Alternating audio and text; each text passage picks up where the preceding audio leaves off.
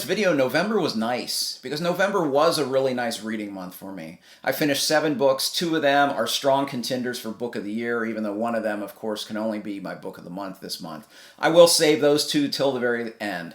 I read a good amount of variety this month, a lot of different kinds of things, and of course I will group these reviews by chapters, by genre below, so if you want to skip around, feel free to do so. Let's start with Shutter Island by Dennis Lehane. A lot of you probably know this because of the Martin Scorsese film, but this was the last book that I needed to reread before I shot my Dennis Lehane video that I've been talking about like all year.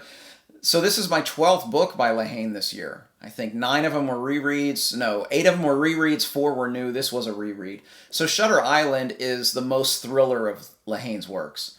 And it is just a straight up thriller, and you can see why it was such a great adaptation, because this book just has one of those stories that you're always guessing what is going on.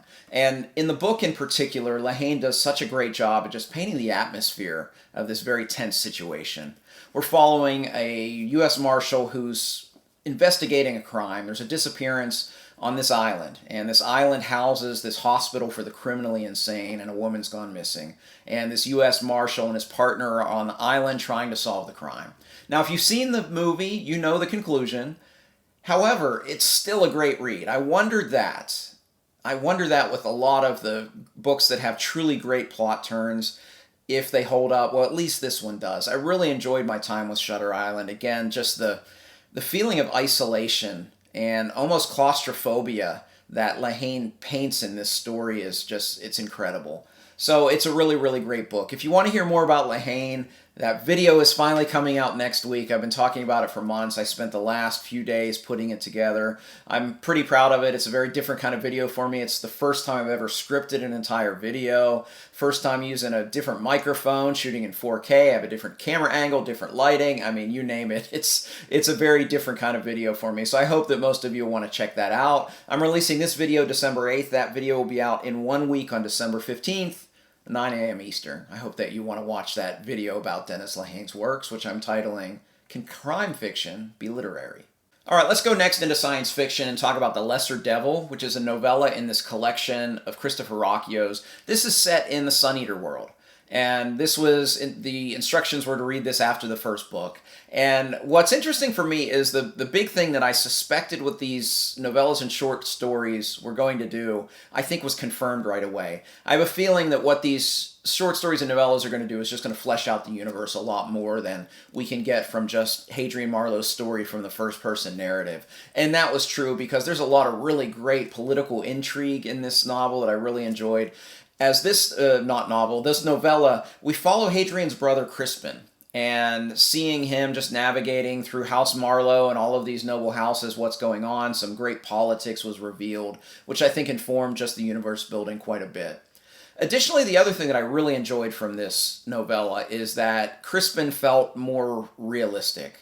I felt in Empire's Silence that Crispin was kind of this two-dimensional evil brother type of caricature that you sometimes see, and he didn't feel like a real person. Well, he feels like a very different person here. He feels very three-dimensional instead of two-dimensional like in the book, and you see just a lot more depth from this character, which made me think either one or two things are at play, or maybe a little bit of both. Either Ruocchio just didn't take the time to flesh him out in the first book, or is perhaps Hadrian Marlowe a bit of a unreliable narrator, which I guess time will tell as I get into those novels. I suspect it's a lot of that because Marlowe can tend to be a bit melodramatic at times, at least in Empire's Silence. So I wonder if that's the case, and that's why we only saw this kind of caricature of this person, who I felt was fully realized here.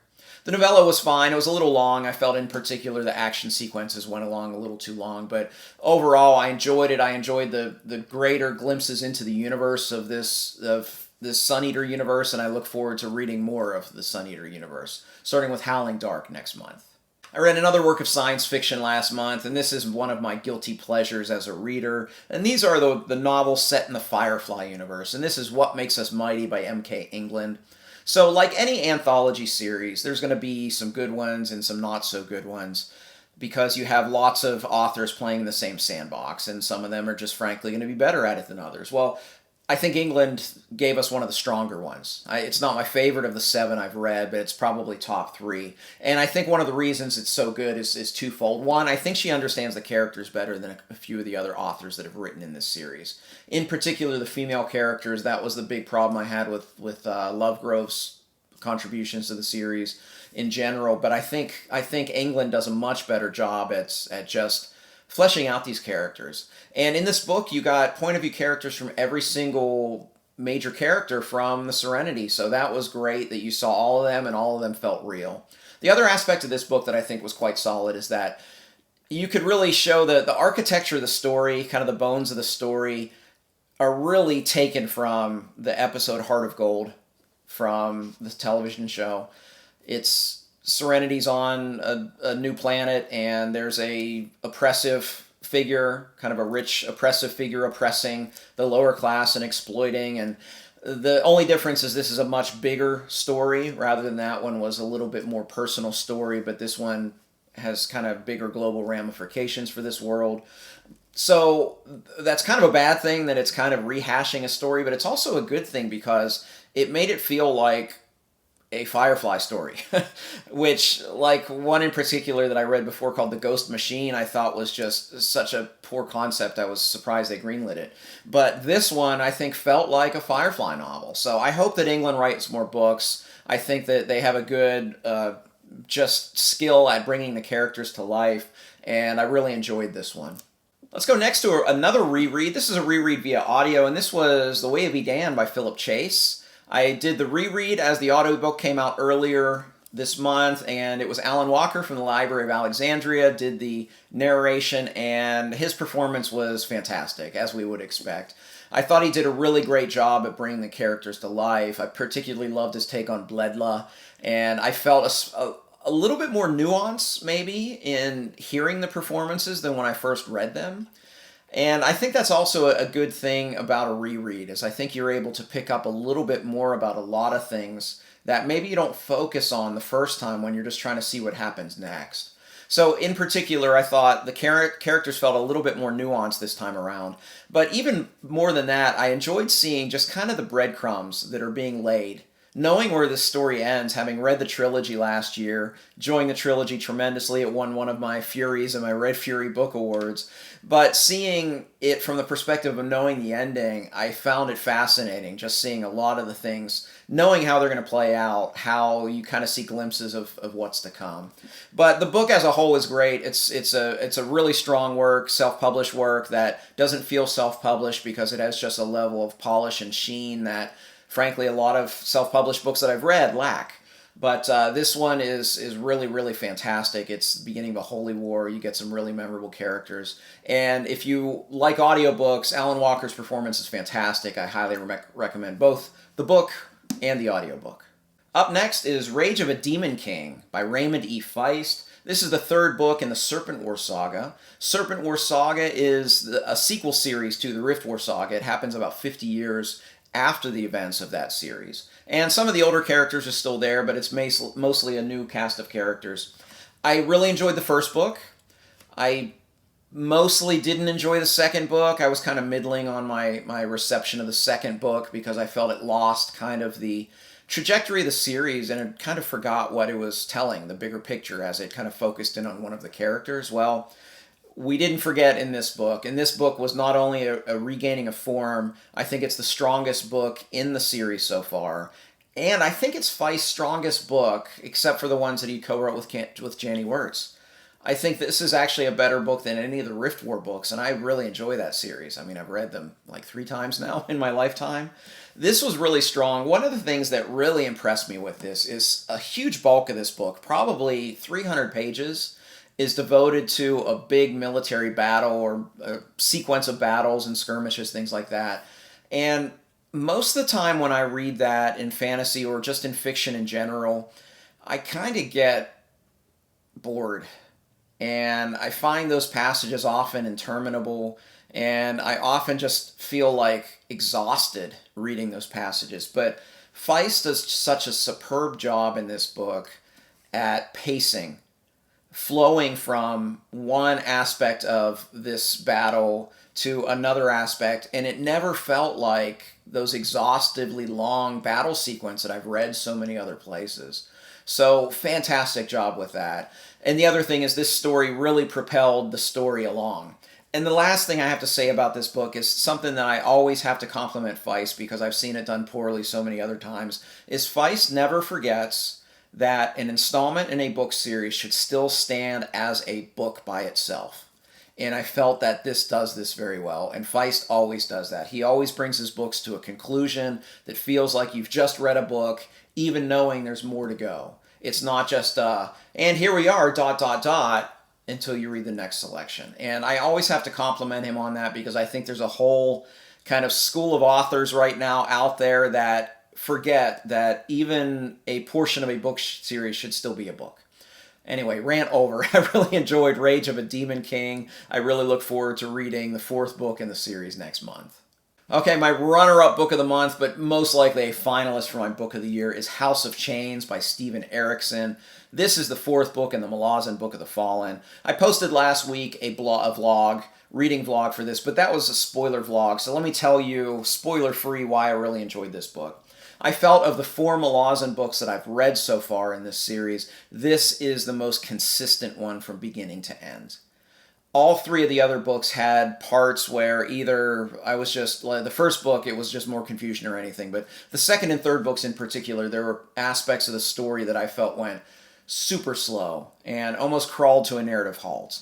And I never felt that here. I always felt like this was compelling. Additionally, I feel my learning curve is kind of, I'm over that hump with Erikson, where I understand how he writes, how he tells his stories. So when we get this seemingly disjunct kind of narrative that jumps around point of view characters so often, I'm used to it. Additionally, because this is in many ways a direct sequel to Dead House Gates, I was already familiar with a lot of the characters. So reading this book, honestly, was nothing but joy. I enjoyed this from the beginning to the end. The first quarter of this book, though, Erikson kind of bucks the trend of what he had been doing, how I talked about the different point of views, because he tells one story for the first quarter of the book, which I enjoyed that tremendously. It's a character that ended up being my favorite of all 4 books at this point, so I really enjoyed that aspect of it. This book doesn't have the highs of Memories of Ice, which is probably another contender for Book of the Year for me. I read that this summer. It didn't reach the highs of that, but also didn't have any of the lows. It was just consistently great from beginning to end. I read this chunky book in like 4 days, which I think for a Malazan book is kind of a feat because of the density of it, but I just couldn't put it down. I was just so compelled to just keep reading. It's a fantastic book. I'm now just 100% all in with Malazan Book of the Fallen, and I look forward to reading Midnight Tides sometime early next year. My book of the month is A Brightness Long Ago by Guy Gavriel Kay. So, I've been doing book reviews on YouTube almost 4 years now, which is crazy. There's certain things I know I'm good at, and certain things I know I'm not as good at conveying. One thing I felt I've always been pretty good at doing is when I don't like a book, I'm often able to identify what it is about a book that didn't work for me, and I'm able to usually convey that in a review form, whether it's plotting, pacing, prose, characterization, what have you. I think I'm pretty good at that. One thing I'm not always good at, however, is understanding when I love a book, being able to express that and say why I love a book. Case in point, Robin Hobb. I loved Robin Hobb from probably the 4th book of hers that I read, Ship of Magic. But honestly, it wasn't until I got to the end of the Tawny Man trilogy, the end of 9 books by this author, that I truly understood and could convey what it is I love about that author. I felt similarly about Guy Gavriel Kay. What is it about his writing that speaks to me? Well, I think I know. And I don't know if it's coincidental, but this is my 9th Guy Gavriel Kay book, and maybe it takes 9 books for something to kick in like this. But for Guy Gavriel Kay, what stands out for me that makes me love this author above just about every other author I've ever read is his strong narrative voice. When I read a fantasy novel, even a great one, I feel like I'm reading a great story. With a Guy Gavriel Kay novel, I feel like I'm reading about something important. There's just something about this strong narrative voice that he has that just adds a weight, it adds a gravitas to the story that just makes it feel so much more important than anything else I'm reading. In this story, A Brightness Long Ago, it's linked loosely to the shared world of Sarantine Mosaic, Lions of Alrasan, and a few others. And the world we're looking at, or the portion of this world, I should say, is reminiscent of Renaissance Italy, city-states with rival mercenary groups, and it's a big global, at least in this country, big global conflict going on. And it's told in a very personal and intimate manner that I really enjoy, but along the way, I just feel like this is important. And that's how I feel every time I'm reading a Guy Gavriel Kay book. All 9 of them, I can say that. When I read that strong narrative voice comes through. Additionally, specifically about this one, it does have some of Kay's best character work in it, I believe. And again, the weight is just tangible. I got to the end of this book, and I closed the book, and I just said simply, that was beautiful. And that's what I feel about this book and this author in general. So my book of the month, November 2024, is A Brightness Long Ago by Guy Gavriel Kay. So hey, those are my 7 books that I read this month. If you've read any of these, I'd love to talk with you in the comments section below. Just please label any spoilers for anybody that hasn't read these books. I'd also love to hear your best book that you read in November. What was your book of the month? Let me know. If you like this video, please like and subscribe. You can also find me on Twitter, Goodreads, and the Fireside Discord. I'd love to interact with you there. As always, thank you for watching. Until next time, goodbye.